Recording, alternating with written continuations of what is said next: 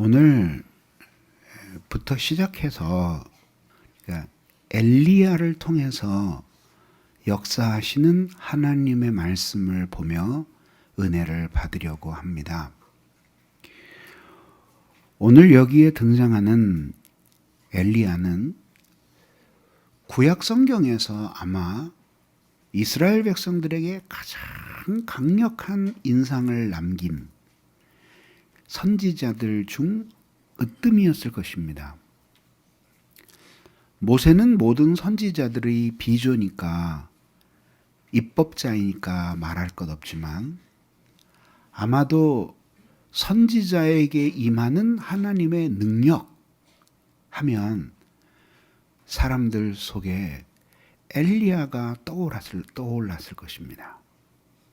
그리고 놀랍게도 구약 성경 전체가 엘리야가 다시 온다는 예언으로 끝나요.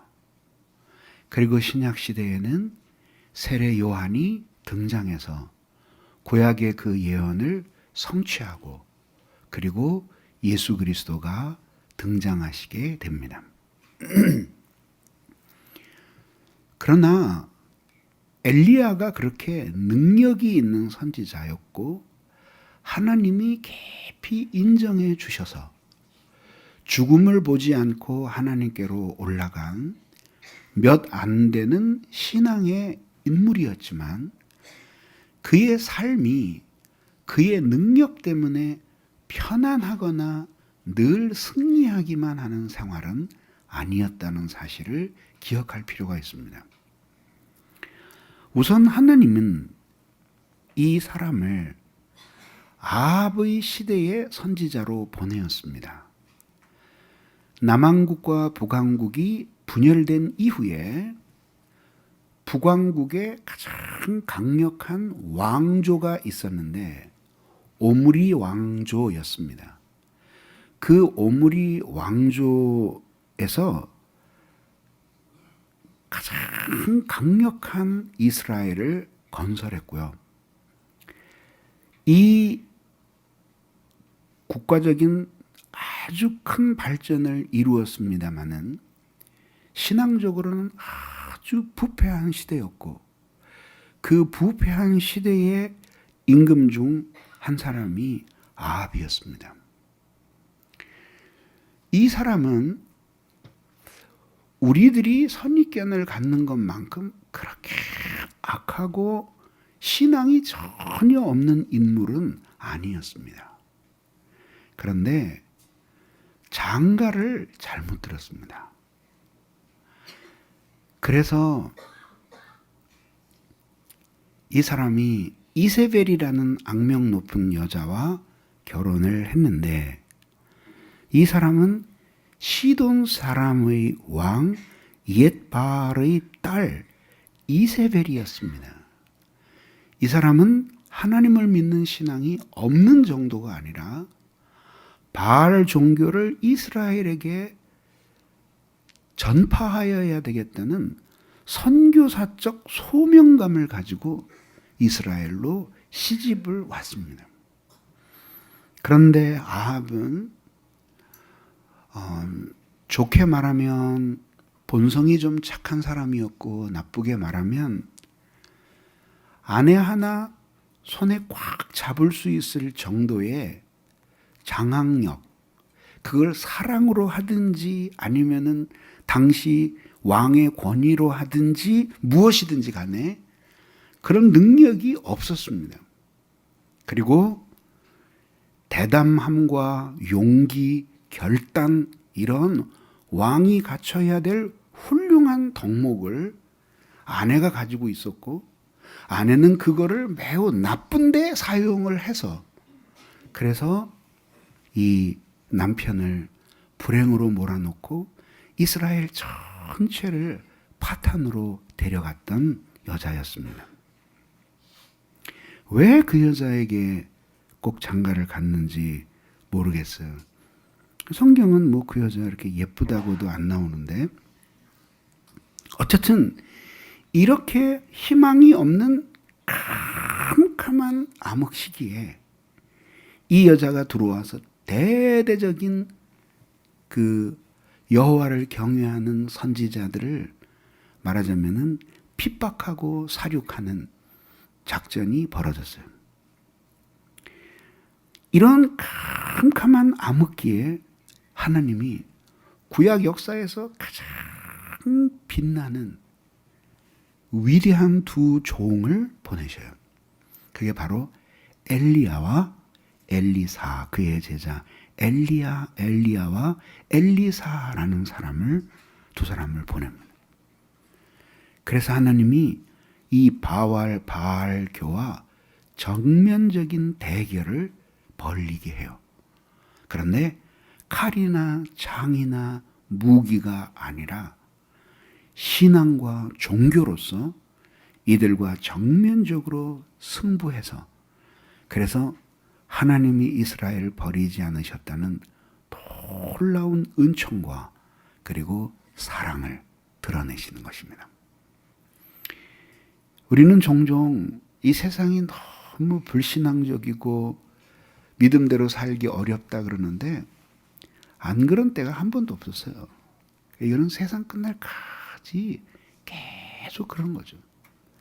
그래서 하나님께서는 그렇게 캄캄한 시대일수록 하나님은 독특하게 쓰시는 당신의 사람들을 보내시고 선지자와 같이 위대한 인물들뿐 아니라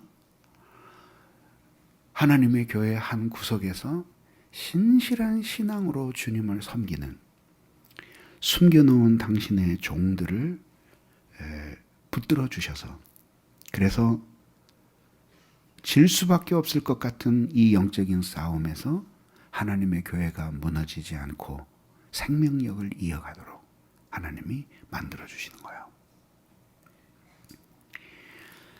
이제 이렇게 되니까 어쨌든 이스라엘 백성들이 하나님의 말씀을 멀리 떠나고 악을 행하고 이제 정치 지도자조차 이렇게 되고 선지자들은 핍박을 받아서 모두 숨었으니 이스라엘의 죄는 하늘에 닿았습니다. 그래서 하나님이 이스라엘의 죄를 기근으로 다스리셔요.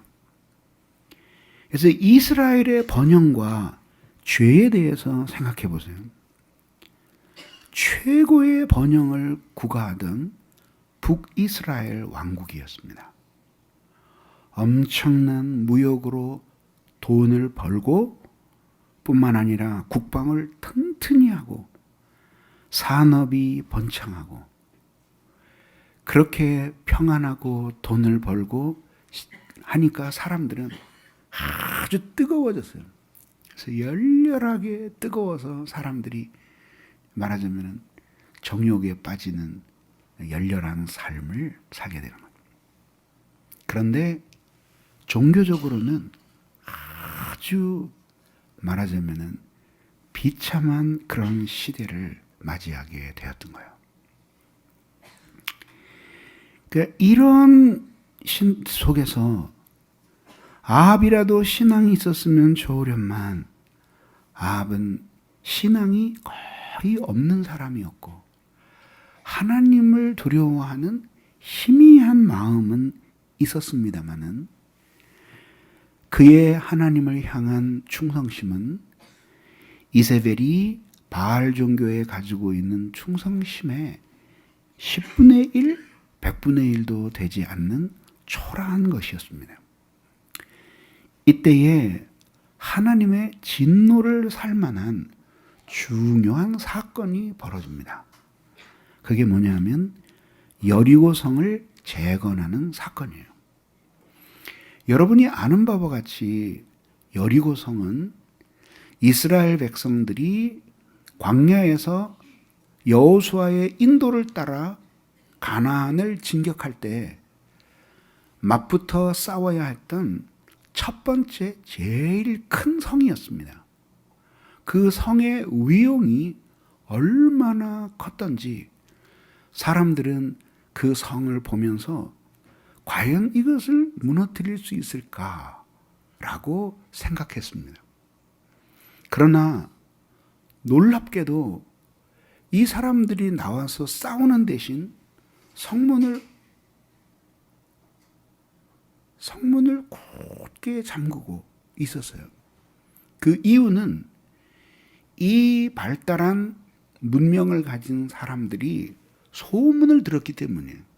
무슨 소문이냐 하면 광야에서 하나님이 어떠한 기적으로 수많은 나라를 물리치시며 이스라엘을 인도하신 것, 요단강 물이 마르면서 이스라엘 백성들이 걷는 사건 같은 이 출애굽부터 시작된 어마어마한 기적의 역사들이 풍문을 타고 전해졌고, 이것을 하나님이 강력하게 사용하시니까 이들의 마음이 물같이 녹아내리며 엄중한 두려움이 성을 뒤덮었어요.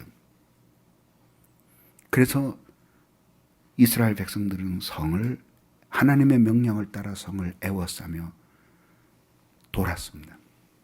그리고 마지막 날 큰 함성과 함께 이제 이 성이 무너지게 되었던 것이죠. 이스라엘 백성 편에서 보면 하나님이 이 성을 무너뜨려 파괴하지 않고는 가나안을 공격할 수 없었기 때문에 성을 이스라엘에게 붙이신 것이었지만, 하나님의 편에서 보면 이스라엘이 이뻐서 하신 것이라기보다는 그 땅의 백성들이 너무나 패괴하고 악을 행하여 그 죄악의 울부짖음이 하나님의 보좌에까지 상달했기 때문에 하나님은 어차피 그들을 심판하셔야 했고, 심판하시는 도구로 이스라엘 백성들을 사용하셔서 당신이 아브라함에게 주신 약속을 성취하셨던 것이에요. 이렇게 여리고 성이 무너졌을 때 하나님께서 말씀을 주십니다. 그 말씀이 뭐냐면 여호수아서에 나오는데, 누구든지 이 하나님의 징벌을 받아서 무너진 이 여리고를 다시 건축한다면 터를 쌓을 때 큰아들이 죽고, 그리고 또 이 모든 일들이 끝날 때 막내 아들이 죽을 것이다 라고 하나님이 선언을 하셔요. 그러니까 그 무너진 성읍을 보면서 이스라엘 백성들을 교육하시기 위함이었어요.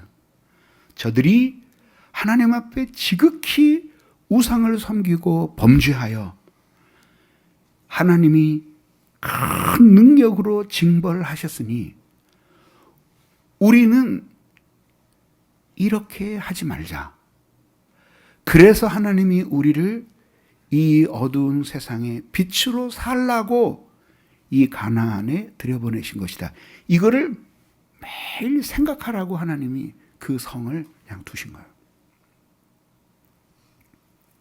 근데 이 성을 다시 건축하였습니다. 왜 건축하였는지는 모르지만은 아마 그 지도를 놓고 보면은 여리고의 위치가 아주 기가 막힌 사통팔달의 교통 요충지예요. 그러니까 아마도 경제적인 이익 때문에 성을 다시 재건하려고 했겠죠.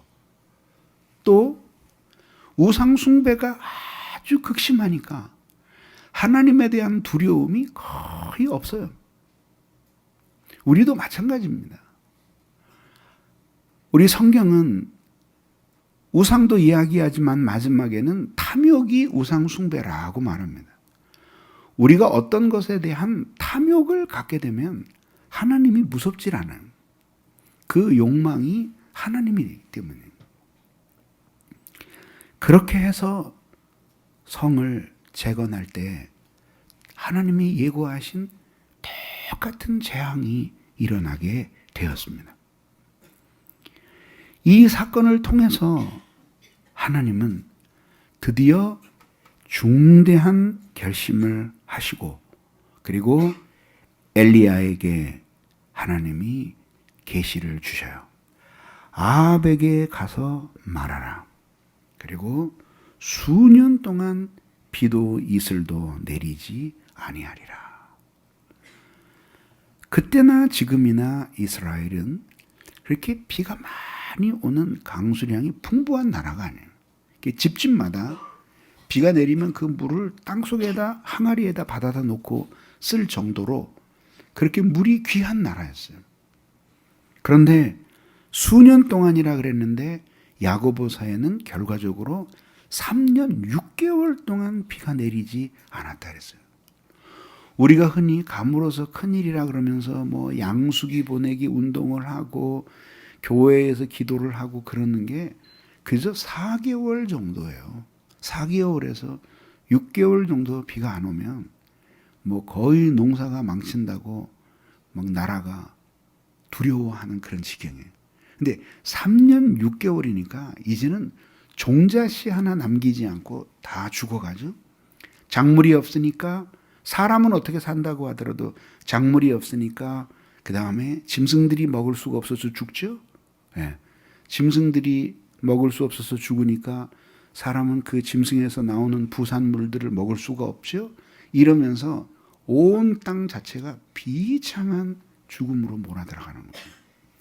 여러분들은 어린 시절에 혹시 펄벅 여사가 쓴 대지라는 소설을 읽은 기억이 날 거예요. 거기에 보면은 중국에서 일어났던 그 비참한 가뭄에 대한 아주 그림 같은 묘사들이 나오잖아요. 마지막에는 어떻게 하죠? 도저히 먹을 게 없으니까 흙을 씻어서 그 물을 받아 먹고요. 실제로 아이티에 그 지진이 났을 때 보면은 나라가 너무 가난하니까 그런 데다가 재앙이 닥치니까 길거리에 가면 쿠키를 팔아. 네, 흙으로 만든 쿠키야. 아주 보드라운 흙으로 만든 쿠키인데 그거를 먹으면은 속이 든든한 거예요. 그게 건강에 매우 큰 문제가 되겠죠. 이게 모래를 먹었는데 말은 먹었어. 그것도 굵은 돌멩이를 먹었으면 나오지만은 그 가느다란 모래를 먹었는데 그렇게 가뭄으로 말미암는 기근이 그렇게 비참한 거예요. 북한에서도 그 많은 사람들이 흉년이 들어서 죽어갔잖아요. 그러니까 지금은 다 여러 해가 지났으니까 말할 수 있는데 정말 우리가 북한을 위해서 기도해야 돼요. 가서 보고 이야기를 듣는데 눈물이 나오더라고요. 곡식을 다 해서 이제 한 2주 있으면은 영글어서 이제 그 쌀을 벼를 베야 되는데 한파가 오는 거야. 한 3주 남았는데 한파. 그래서 이게 다 얼게 생긴 거야. 그거 어떻게 했냐 그러니까 주민 1200명인가 2000명이 전부 다 횃불을 들고 한 7, 8m 간격으로 서서 밤을 새우는 거야. 그게 도움이 되냐 그런데 놀랍게 도움이 된대요. 그러니까 위에서 찬 이슬이 떨어지면서 이제 그 서리가 되는 거잖아요. 근데 이렇게 불 비치고 있으면 그 온기가 이게 춥기 때문에 밑으로 밑에 위에서 눌러서 밑으로 퍼진대요. 근데 그게 한 뭐 6, 7m만 떨어져서 그걸 커다란 거 이렇게 붙들고 있어도 이불처럼 덮어진다는 거예요. 그렇게 해가지고 식량 문제를 해결하는. 그 가뭄과 그 다음에 기근이라는 것이 이렇게 무서운데 커다란 이 징벌이 내린 거예요. 이건 이스라엘 역사에서 전무후무한 징벌이었고 이렇게 해서 이스라엘 전체는 양식이 없는 상태에서 깊은 고통으로 들어가요. 성경은 상세한 묘사를 안 했지만 가난한 사람부터 이제 죽어가는 거거든요. 굶어서 죽어가는 거.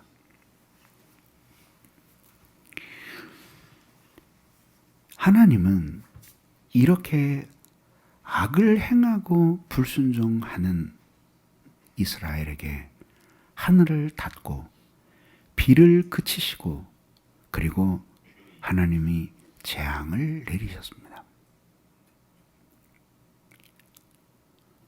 하나님은 오늘날도 이 땅이 패괴하고 악하면 하나님이 얼마든지 그렇게 하실 수 있죠. 그런데 하나님께서는 그래도 이 세상에 있는 인간들을 사랑하셔서 우리들이 선한 마음을 갖고 나라가 나라를 돕고 이웃이 이웃을 돕고 이렇게 하면서 평균적으로 가난한 나라와 사람들을 먹고 살게끔 배려를 해요. 물론 충분하지 않죠. 주님이 주시는 양식은 충분한데 탐욕과 이기심들이 그 균형을 맞추지 못하게 해요. 그리고 과학의 발달과 산업의 발달은 어느 정도 오늘날의 이 기근과 재앙들을 극복할 수 있는 힘을 주죠. 예를 들면 우리가 정말 가난하고 비참할 때에는 미국이나 우방 국가에서 원조를 해주지 않으면은 먹지 못해서 굶어 죽고 병들어 가는 사람들이 그득했어요. 그러나 이제는 흉년이 들어서 쌀이 없으면 그러면 사다가 먹으면 돼요. 수입해 오면 돼요. 오늘 이 이스라엘에게 나타난 이 사건이 주는 영적인 의미가 훨씬 더 중요하다는 이야기를 하고 싶어서 이 말씀을 드리는 것이에요. 이스라엘에게 재앙이 하늘의 문이 닫히고 비가 내리지 않는 것이 그것이 가장 커다란 문제요 고통이었다고 한다면 그러면 영적인 이스라엘인 교회에 임하는 가장 커다란 영적으로 두려운 재앙은 어떤 것일까요? 나는 하나님의 말씀의 은혜를 못 받아도 내 아내가, 내 남편이 혹은 우리 구역장이 내 주위에 있는 지체들이 하나님 앞에 은혜를 받으면서 나같이 못된 인간을 참아줘요. 난 오늘 하루 종일 마음이 슬펐어요. 그 최진실과 조성민 일가를 생각하면서 나는 하나도 우습지 않았고요. 정말 목사지만은 인간의 삶에 대해서 다시 하루 종일 그 생각이었어요. 저녁 때도 애들하고 앉아서 밥을 먹으면서 그 얘기를 한참 했어요. 인간의 삶이라는 것이 우리들이 기본적으로 모든 것들이 갖추어져 있을 때에는 우리들이 살아가는 게 이 세상의 자원을 가지고 산다고 생각을 해요. 그런데 절대 그렇지 않아요. 제가 직장에 다닐 때 이름만 대면 알만한 유명한 연예인이 있었거든요. 그분이 우리 직장에 한번 왔어요. 간증을 하러. 요즘도 여전히 나이 많이 드셨는데 가끔 라디오에 나타나요. 그분이 얘기하는데 그럼 너무 행복하다는 거예요. 왜냐하면 연예인이니까 더군다나 방송까지 하니까 어디 가든지 특별 대우야. 그런데 그분은 그렇게 미인인 배우는 아니었거든요. 근데 목소리도 좋고 얼굴도 좋고 몸도 예쁘고 수많은 사람들이 좋아하는 연예인들의 경우에는 그 여성과는 비교도 안 될 정도의 인기가 있잖아요. 그렇게 어마어마한 인기를 한 몸에 받는데 항상 자기는 아침에 일어나면 하늘에 떠 있는 것 같은 느낌이었대요. 근데 어느 날 인기가 추락을 하는 거예요. 그런데 아무 희망이 없고 정반대로 매일 눈 뜨면 죽고 싶은 거예요. 매일. 언제 인기가 다시 올라갈지는 몰라요. 근데 그분은 내가 기억하기로는 커다란 무슨 스캔들이나 추문 때문에 인기가 떨어진 게 아니라 그냥 사람들이 별로 좋아하지 않아서 인기가 떨어진 거예요. 그런데 연예인들 같은 경우는 그렇게 될 때, 그때 받는 그 고통과 이런 것들은 이로 헤아릴 수가 없는 거죠. 그래서 유명하게 되는 거는 별로 좋은 게 아니에요. 그래서 평범했더라면 그렇게 비극적으로 인생을 마감할 이유가 있겠어요? 그러니까 그렇게 사람들이 그러잖아요. 근데 그 인간적으로 생각하면은 우리가 매일매일 괴로워하는 이유가 되는 것들, 돈이 없어, 사람들이 나에게 관심을 안 가져줘, 나는 못생겼어, 그렇다고 마음이 고운 것도 아니야. 그리고 모든 것들을 내가 지금 없어서 내 인생을 사는 데 있어서 너무 비참하고 막 이렇다고 하는, 내가 없어서 그런 것들이 나에게 막, 그런 것들이 많다 이제. 요새도 내가 좀 무슨 좀 다른 공부를 하면서 무슨 이제 신앙에 도움이 되는 공부인데 공부를 하면서 느끼는, 이 세상에 어쩜 이렇게 천재적인 머리를 가진 사람들이 많아. 이 사람들은 이거를 공부를 했고 발견을 하는데 나는 이걸 이해하기도 힘드니 나와 이 사람들의 차이는 얼마나 큰가. 그러면서 소외감을 느끼는데 지식이 나보다 비교도 안 된다. 그래서 내가 내가 없어서 내 인생이 구겨지는 것 같고 짓밟히는 것 같다는 것을 다 가진 사람들인데 자살하는 거예요. 그게 뭐냐면은 인생의 무게가 얼마나 무거운가 하는 걸 보여주는 거예요. 얼마나 무거운가 하는 걸 보여주는 거예요. 인생의 무게가. 그 인생의 무게를 우리들이 인생의 본질을 직시하지 않으면은 그걸 못 파악을 해요. 못 느껴요.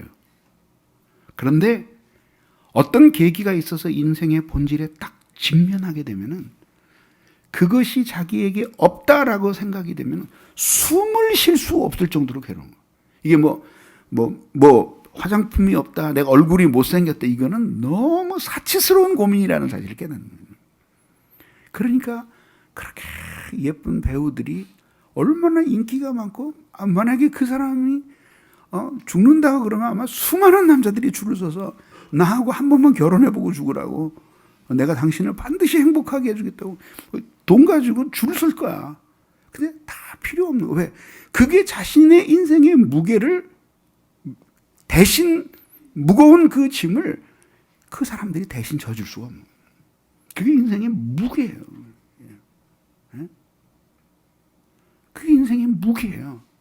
그래서 그런 인생의 무게 자체를 못 느끼면서 그냥 아무 지혜가 없어서 그냥 짐승처럼 오늘 하루 먹고 만족하면서 룰루랄라 하면서 사는 사람들이 그렇게 죽어간 사람보다도 나아서 여기 살고 있는 게 아니라, 그건 어떻게 보려면은 하나님께서 그저 적당히 눈을 가리고 무지하게 해 주셔서 그 덕분에 살아있는 거죠.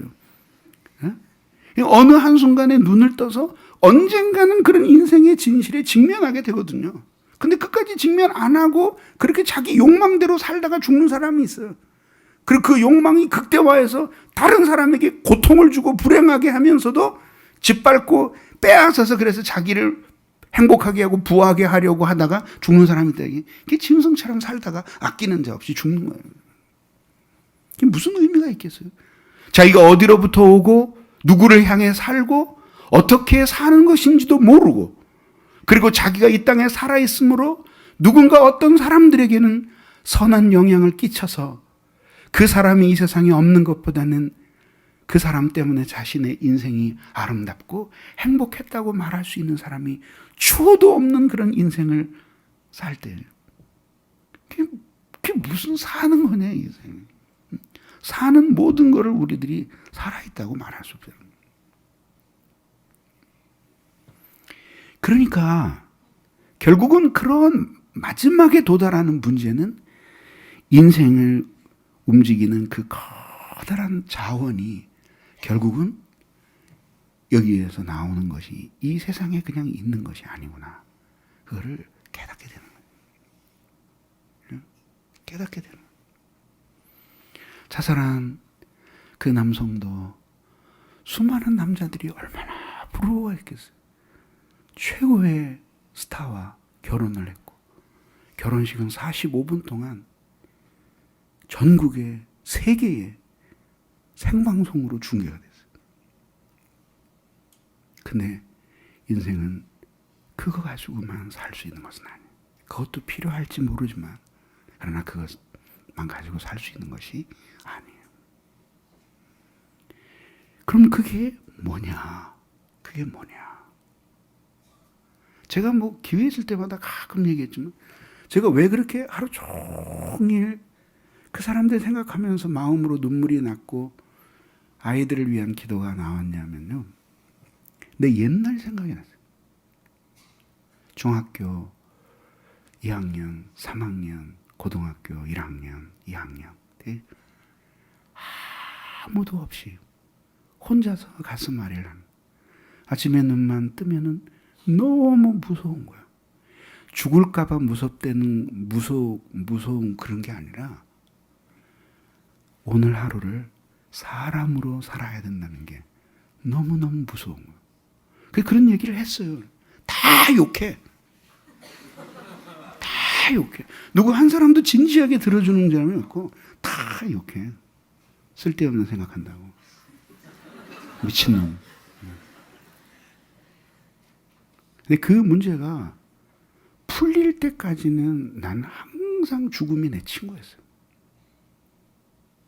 그리고 이렇게 인간이 한계선상에서 죽음을 자꾸 생각하잖아요. 그러면 삶은 남 같고 죽음이 친구 같아요. 삶은 곧 헤어져야 할 친구고 죽음은 오래도록 같이 있어야 할 친구처럼 느껴져요.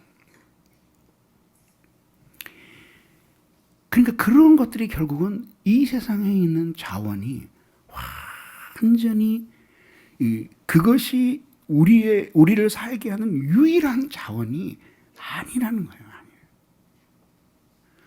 여러분 보세요. 얼마나 신기합니까? 하나님이 비를 안 내리셔요. 그런데 지금 비 때문에 이 사람들이 죽는 게 아니라 뭐예요? 아무리 비가 안 와도 비스켓 있고 초콜릿 있고 뭐 고기 있으면 살잖아요.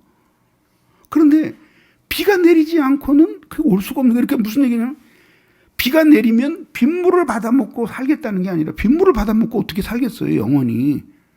그러니까 뭐냐면 어쩌면 그렇게 내리는 비는 지금 자신의 문제를 해결해 주지 못해. 왜? 내가 지금 당장 필요한 건 식품이야, 밥이야, 고기야, 짐승들의 떼야, 에? 그리고 치즈 덩어리야, 그리고 밀가루가 필요해. 그런데 가루고 뭐고 하나도 없어. 이제는 완전히 다 기근이 밀려온 거예요. 근데 비가 내린다고 해서 내 배가 부른 게 아니에요.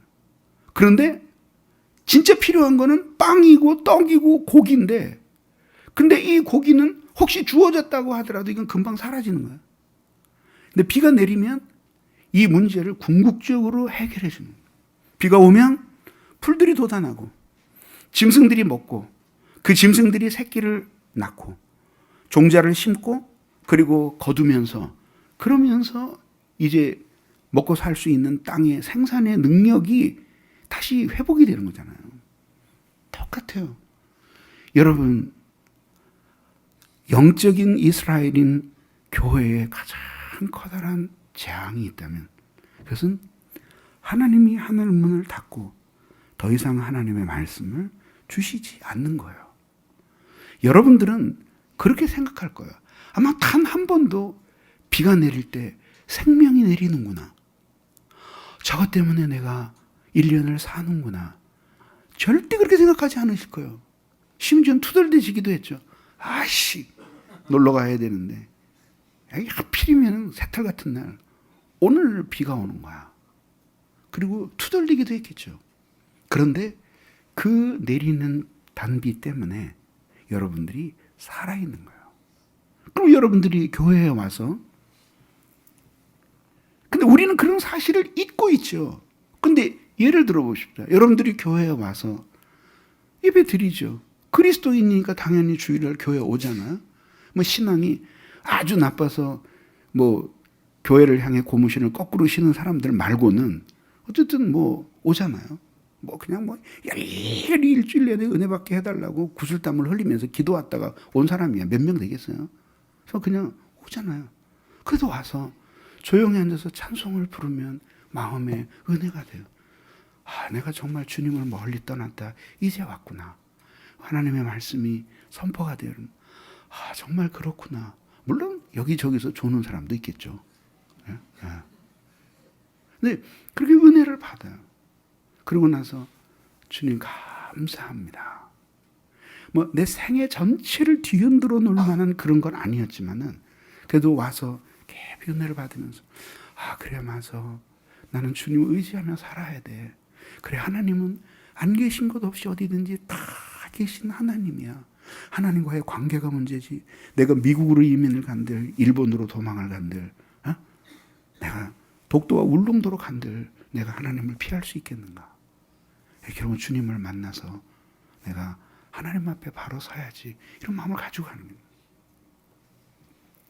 근데 그게 놀랍게 여러분들의 마음과 삶 속에 스며들어서 때로는 곤고하고 힘들지만 아주 주저앉아서 극단적인 선택을 하게끔 여러분들을 데려가진 않는 거예요. 거기 에너지들이 남아있는 거예요. 그럼 여러분이 이렇게 묻고 싶겠죠. 아, 그럼 목사님, 우리가 이런 신앙생활을 잘하고 있다고 지금 칭찬하고 있는 거죠? 아니거든요. 아니요. 그게 뭐냐면 생존 수준에서 살아가는 거예요. 생존 수준에서. 생존 수준. 여러분이 한번 이런 생각해 보세요. 남해의 배를 타고 한 10여 년 전에 가족들과 함께 갔는데 뭐 뻥이 좀 섞여 있다고 나는 믿어요. 사공이 설명을 하는 저 산 바위에 있는 저 나무, 그런데 한 3m 정도 돼 보여요. 가느다란 나무. 1000년이 됐대요. 근데 나는 1000년까지 됐다고는 안 믿어요. 왜 그러냐면 바위에 바짝 달라붙어 있는 거예요. 근데 비가 내리면 그 습기를 먹고 이슬이 내리면 그거 먹으면서 죽지 않을 만큼만 생존하는 거예요. 그러면서 세월이 흘러가는 거예요. 그 나무가 굵어지진 않는 거예요. 여러분들이 과수원을 심었는데 나무가 저 들판 끝까지 나무를 전재산을 들여서 가득 심었어요. 그리고 그 과수원 이름을 열린 과수원이라고 지었어요. 한 3,500그루 그냥 쫙 심었어요. 저쪽에 묘목도 한 1,500그루 쭉 심고. 그런데 이 나무들이 죽진 않았어. 근데 생존하고 있는 거야. 그러면 여러분들은 올해 농사 기가 막히다. 여러분 80년째 우리 과수원의 나무가 안 죽었습니다. 농부도 아니지. 여러분들 그러면은 그거는 과수원 하는 사람이 아니라 분재 키우는 사람이지. 응? 살아있죠. 근데 내 얘기는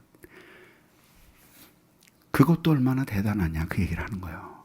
왜냐면 우리는 그 사람들보다 어떤 때는 더 막막한 상황에 가면서도 그렇게까지는 생각을 안 하잖아. 그게 뭐냐면 그래도 거미줄 같은 믿음이라고 붙들고 사니까 그 에너지가 남아있는 거예요. 그게 어느 날 완전히 고갈이 되는 순간이 탁 하고 도래하게 되는 거예요. 그러면 그 사람이 어떤 사람이 될지 아무도 모르는 거예요.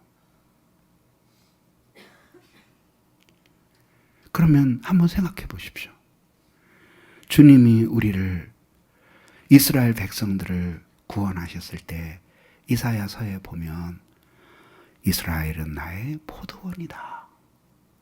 그리고 나는 그 포도원에서 극상품의 포도를 얻기를 원한다.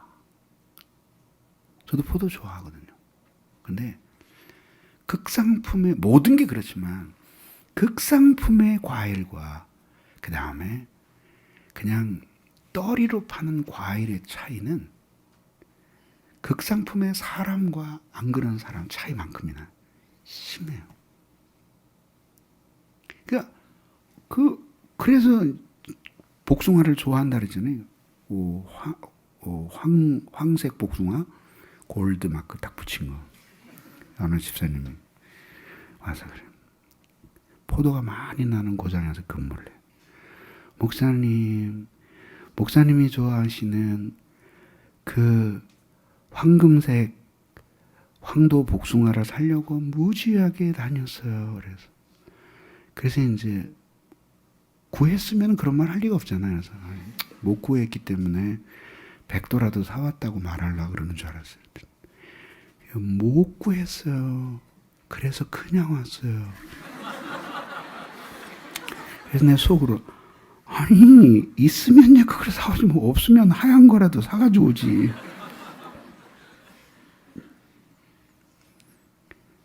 하나님은 그걸 원하셔서 그게 어떻게 보면 이게 부담이 아니라 우리에게 얼마나 영광스러운 거예요. 우리같이 막대 먹은 인간이 하나님이 교회에 우리를 한 그루의 포도나무로 심으셨을 때 우리가 그렇게 극상품의 포도나무가 될 수 있을 것이라고 주님이 우리에게 기대를 거셨다는 것 자체가 우리에게는 얼마나 커다란 영광이에요.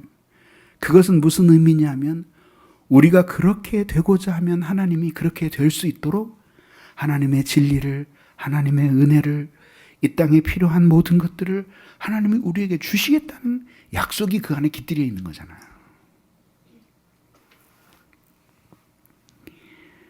그래서 하나님이 하늘을 열고 은혜의 비를 계속 내려주시기를 하나님 앞에 사모하는 사람들이 되어야 하고, 여러분들이 생애적인 은혜를 받지 못했더라도 그 말씀을 통해서 죽지 않고 살아있다고만 하더라도 여러분들은 하나님의 그 은혜에 대해서 감사한 마음을 가져야 하는 거죠.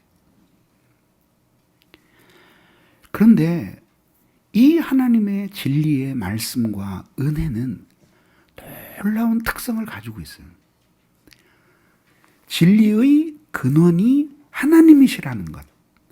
모든 은혜가 하늘의 하나님께로부터 온다는 점에 있어서는 이 은혜와 진리는 오직 하나님의 주권에 속해서 하나님이 우리에게 보내시는 겁니다. 그래서 누구도 하나님의 말씀을 깊이 깨달은 다음에 내가 발견했다 그러는 사람이 없고, 누구든지 하나님이 나에게 말씀을 주셨다고 말하고 은혜를 자기가 생산했다 그러는 사람이 없고, 항상 이 미천한 인간에게 하나님이 하늘에서 은혜를 베푸셨다고 고백을 해요. 근데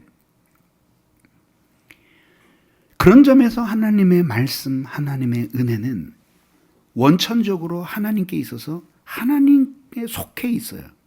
우리에게 속해 있는 게 아니에요. 그래서 하나님이 우리에게 보내주셔요. 그런데 놀라운 것은 뭐냐면 하나님이 이렇게 우리에게 보내주시는 진리의 말씀과 은혜는 우리가 어떤 마음을 가지고 그것을 받느냐에 따라서 없는 것처럼 되기도 하고, 아주 작은 것 같았는데 그것이 우리의 마음의 삶에 놀라운 변화를 가져오기도 하는 거죠. 그래서 보면은 이 진리의 말씀을 듣는 게 사랑하고 아주 비슷해요. 사랑은 어제 제가 설교 시간에 얘기했잖아요. 결혼하기 전에 신상 털기 한다고. 그렇게 해서 다 생각한 다음에 이 여자, 이 남자 틀림없구나. 사기는 안 당하겠구나. 그리고 결혼을 하는 게 아니라 진정한 사랑은 어느 한순간에 설명할 수 없는 이유로 저 사람이 나의 운명이구나. 물론 그게 헛방일 수도 있어요. 그걸 너무 믿으면 안 돼요. 헛방일 수도 있기 때문에 그렇게 수많은 불행이 거기서 나오는 거예요. 그러니까 근데 딱 근데 저 사람이 나의 운명이구나. 한 번 직장 다닐 때 자매 하나가 신앙 상담을 하는데 눈물이 글썽글썽해서 그래요. 전도사님, 저는 더 좋은 사람을 하나님이 주신다 그래도 필요가 없어요. 그래, 그러는 거예요. 그런 게 사랑이에요. 탁 꽂히는. 그게 사랑은 거기서 시작이 되는 거죠. 그래서 보면 시대를 움직였던 위대한 말씀의 종들이 대개 10대 초반이나 중반, 늦어도 10대 후반에 주님을 깊이 만났는데 뭐 이렇게 어마어마한 내용의 설교를 듣고 그리고 그 다음에 그냥 뭐 이렇게 뭐 엄청난 지식을 막 체계적으로 깨닫고 나서 인생이 변화가 온 게 아니에요. 제가 존경하는 존 오웬 목사님도 옥스퍼드에 학생으로 있을 때 아주 설교를 잘한다는 유명한 목사님이 큰 목회를 하고 계셨어요. 거기에 가서 은혜를 받으리라. 그리고 갔더니 친구들하고 같이 갔는데 너무 실망스럽게 그 목사님은 딴 데로 출장을 가셨어요. 그날 설교하러 가시고 그리고 얼굴도 모르는 무명의 설교자가 단상에서 오웬 목사님 대신 설교를 하는 거예요. 그 친구들은 실망해서 야야 가자 오웬 목사님도 없는데 가자. 그리고 가. 근데 오웬은 그래도 뭐 무슨 특별한 결심이 있어서라기보다는 그래도 왔는데 그리고 그러면서도 오웬 자신도 굉장히 실망을 해요. 다 앉아요. 그때 이름도 모르는 이 설교자가 하나님의 말씀을 전하기 시작합니다. 예, 풍랑이는 바다의 배 위에서 두려워 떨던 제자들에게 너희의 믿음이 어디 있느냐. 설교 전체를 무슨 체계적으로 뭐 어마어마한 신학적인 설교로 다가온 게 아니라 한마디 너의 믿음이 어디 있느냐 하나에 꽉 꽂혀서 이 사람이 생애적인 회심을 하면서 청교도 신학자가 되는 거예요. 스펄전도 똑같아요. 스펄전도 16살에 시골에 가서 예배를 드렸어요. 근데 믿어지지 않지만 그 말씀의 종이 물론 그때 말씀의 종이 아니었지만 계속 졸았어요. 설교도 별로 그렇게 은혜가 안 됐나 보죠.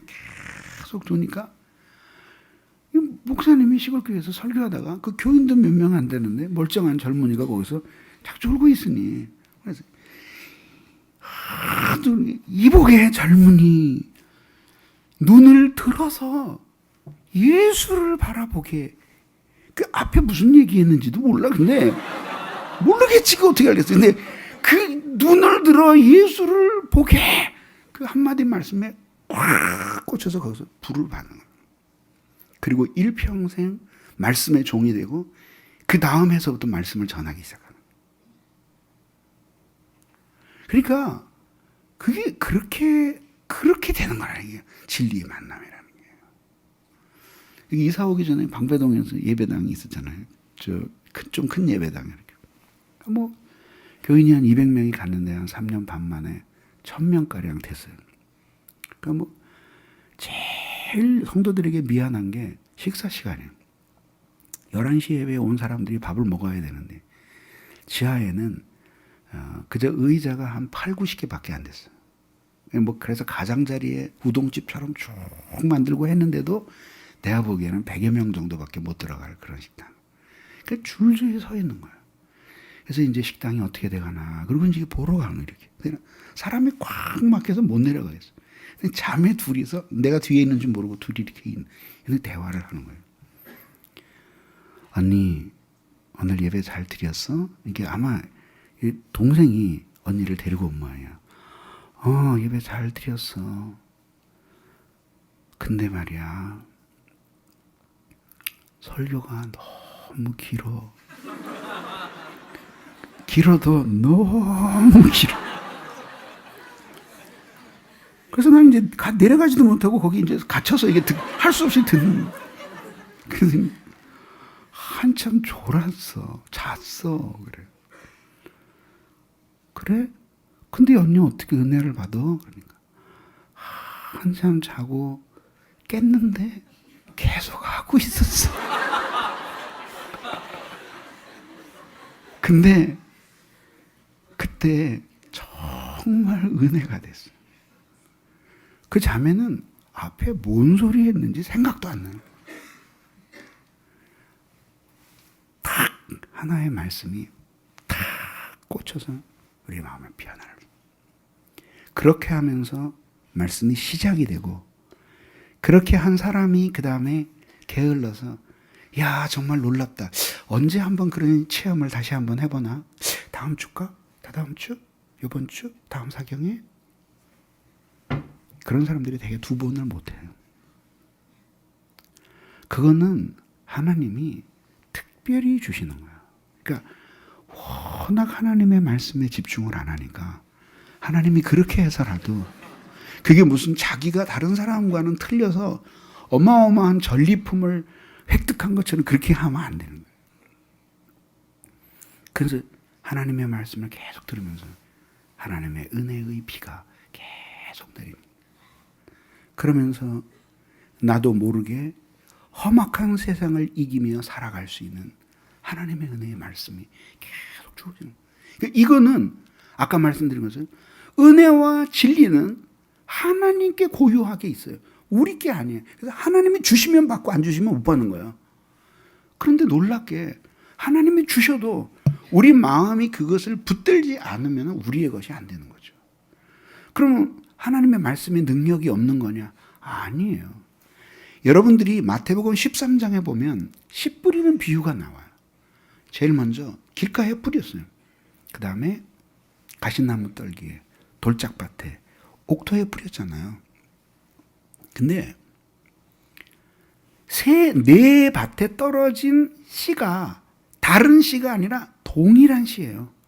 거룩한 하나님의 복음 말씀이에요. 그런데 길가에 떨어졌는데 밟아버리고 새들이 와서 먹어버렸어요. 그러니까 없는 것 같은 거예요. 하나님의 말씀의 능력이 안 나타난 거예요. 말씀에 하자가 있었던 게 아니라 받아들이는 마음밭 자체가 아주 거칠고 완강한, 말하자면 길가와 같은 밭이. 우리들이 흔히 생각할 때는 하나님의 말씀이 능력이 있다 그러면 툭 하고 떨어져서 갑자기 변신을 해서, 그래서 트랜스포머에 나오는 것처럼 변신을 해서 드릴처럼 파고 땅속으로 들어가서, 그리고 거기에서 확 하고 뭐가 펴가지고 열매가 맺기를 원하는데 하나님은 그렇게 안 하셔요. 그게 인간의 위대함이에요. 하나님은 인간을 그렇게 다루시질 않아요. 하나님이 우리의 지성과 마음에 들려주시고 우리에게 은혜를 주셔서 우리의 마음을 움직이셔요. 그렇지 하나님의 손가락으로 우리의 마음을 후벼 파서 그 속에다 말씀을 집어넣고 뚜껑을 닫아서 내년쯤 열매를 맺게끔 그렇게 안 하시나요? 그래서 제가 항상 하는 말이, 신앙생활은 자기가 하기 싫으면 못하는 거예요. 그리고 그 책임을 자기 자신이 지는 거예요. 그래서 하나님 앞에 간절히 하나님께만 속한 이 진리의 말씀과 은혜가 나의 마음속에 떨어져서 열매를 맺게 되기 위하여 하나님 앞에 말씀의 은혜를 받을 만한 마음을 가져야 됩니다.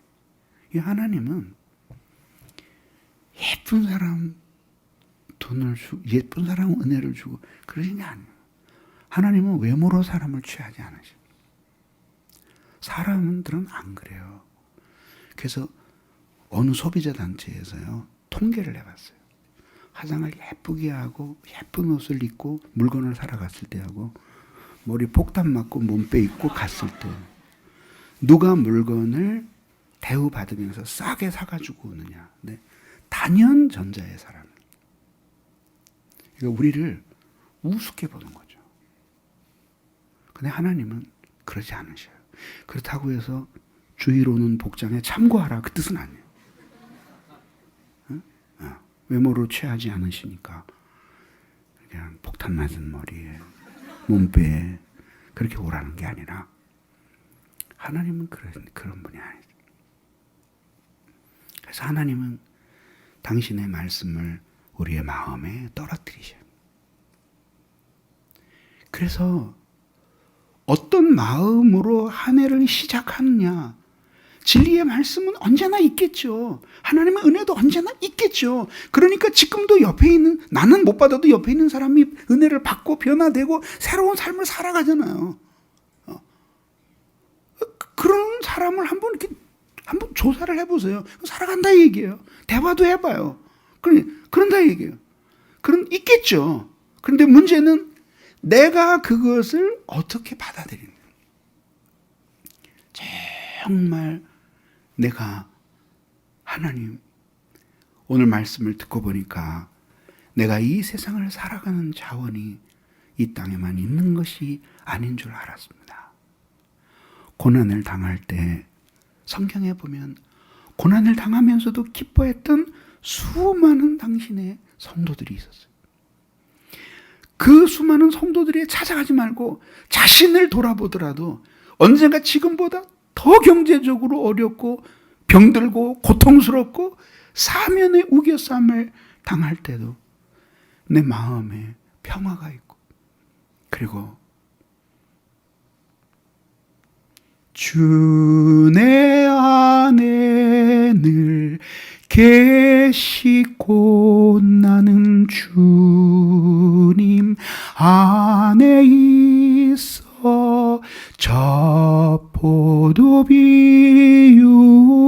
같으니 참 좋은 나의 친구. 그러면서 그걸 이기고 나가던 때가 있는 거예요. 지금보다 훨씬 고난이 많을 때에도 매일 하나님 앞에 기도하고, 기도할 때 눈물이 나와도 기도가 끝나가는 마음속에 어디서 오는지도 모르는 평화가 밀려와. 그래, 잠시 머무는 이 세상은 헛된 것들이니 내가 주님을 의지하며 살리라.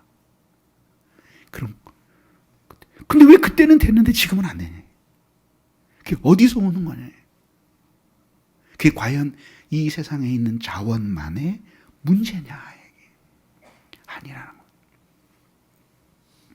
그래서 하나님 앞에 이 은혜를 간절히 구하는 여러분들이 될 때 하나님은 그 고난 속에서도 우리 여러분들을 보호해 주시는 하나님이신 줄 믿으시기 바랍니다. 이것을 증거함으로써 오늘 설교를 마무리하려고 합니다. 엘리야를 하나님이 돌보셨습니다. 그러면서 엘리야도 능력의 종이었지만 이미 이 엘리야는 바알에게 무릎 꿇지 않은 사람이 자기 혼자뿐이라고 믿고 있었어요.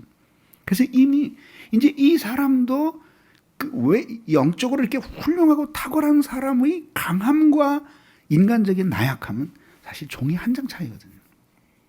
그래서 용기 있게 이세벨과 바알과 이 대적을 하다가도, 이 아합과 대면하다가도 아주 약한 자가 되어서 하나님 이제 내가 죽게 되었습니다. 이런 사람입니다. 엘리야도 예외가 아니겠죠. 자신도 배고팠겠죠. 뭐 모든 양식이 다 떨어졌는데 그때나 지금이나 뭐 선지자들이 그렇게 부자가 아니잖아요. 그러니까 길이 없어요. 그때 하나님께서는 동쪽으로 가서 요단 앞 그릿 시냇가에 숨어라. 왜? 시냇가에는 나무들이 좀 있고 피할 때가 있을 테니까 숨어라. 거기서 내가 너를 먹이게 하리라. 그러면서 하나님이 가뭄 속에서도 특별히 이 사람을 위해서 시냇물이 마르지 않도록 하나님이 다 보호해 주셨어요.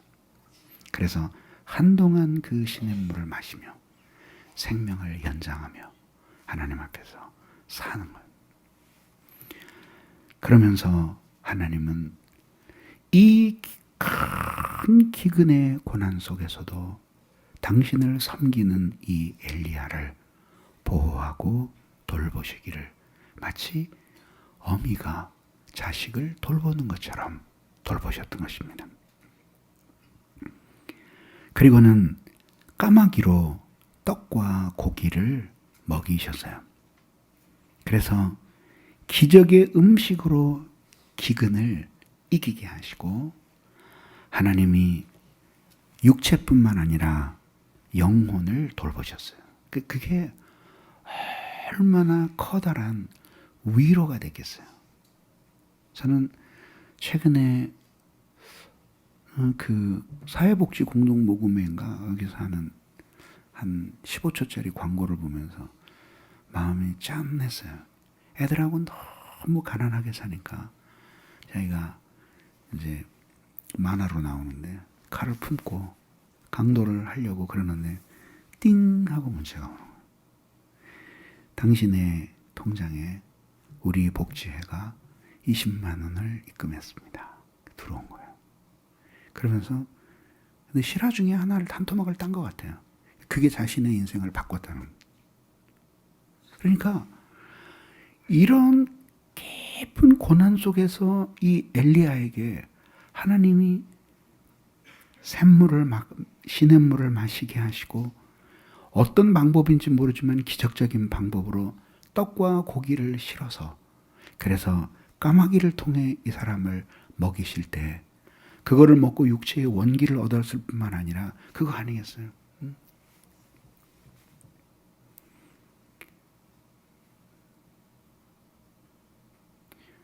언제나 우리가 방금 부른 찬송처럼 언제나 주님 안에 내가 있음을 아노라. 이 믿음 더욱 굳세라. 주가 너를 지켜주신다. 그거를 그 물고기 떡과 고기를 보면서 그 시냇물을 마시면서 이 치열한 기근 속에서 이거를 먹으면서 커다란 감동과 은혜를 이 엘리야가 받았던 거죠. 하나님이 여러분들을 이렇게 돌보고 싶어 하시는 하나님이십니다. 이 세상이 말씀대로 사는 사람이 없고 신앙이 세속적이 되어 간다.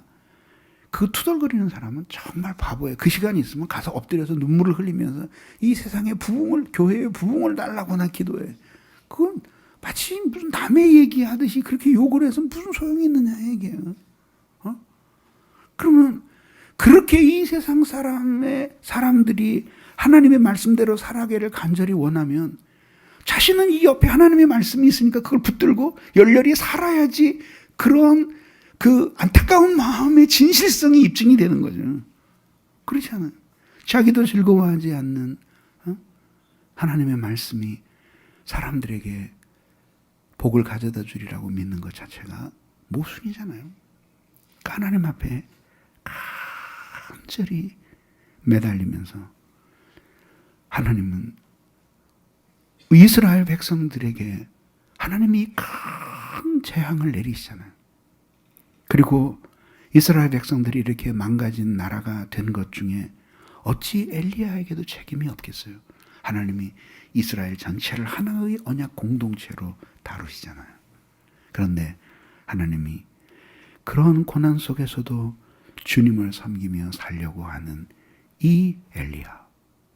하나님이 능력을 주셨으나 자기 혼자 남았다고 두려움 속에 있는 이 사람에게 하나님께서는 떡과 그리고 고기를 물을 먹이시면서 육체의 힘을 주시고 이 사건들을 통해서 하나님이 영적인 기근에 걸리지 않도록 하나님의 사랑과 은혜를 이 사람의 마음속에 넣어주셔서 원기를 얻고 다시 이 악한 정권과 맞서서 그래서 하나님의 말씀을 선포하면서 살아야 할 자신의 고유한 소명으로 돌아가게 하셨던 것이에요.